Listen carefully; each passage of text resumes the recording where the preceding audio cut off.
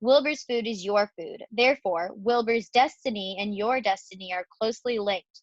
If Wilbur is killed and his truck stands empty day after day, you'll grow so thin we can look right through your stomach and see objects on the other side. Templeton's whiskers quivered. Maybe you're right, he said gruffly. I'm making a trip to the dump tomorrow afternoon. I'll bring back a magazine clipping if I can find one.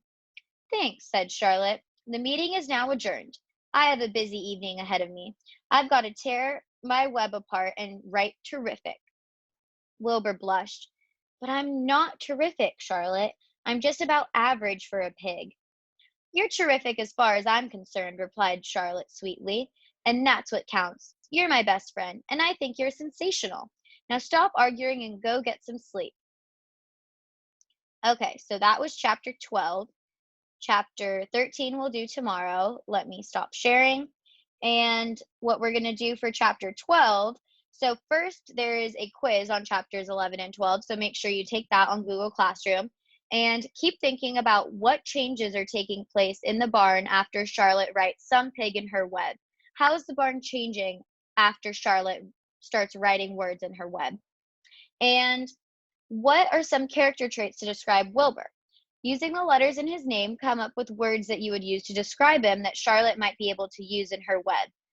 In this story, we're starting to learn how important the power of words are. And so I want you to create your own word poem that you could use for Wilbur. So starting with W, you would think of a word to describe Wilbur. And I posted an example on Google Classroom. And so you're going to use the letters of each letter of his name. So W, I wrote witty. For I wrote interesting. So go through the letters of his name and write words that you would describe Wilbur as, and maybe Charlotte can write that in her, or Charlotte's going to write it in her web, maybe the word that you come up with. So we'll see when we get farther in the book what else she describes Wilbur as to write in her web. So far, we know that the next word she's going to use is terrific.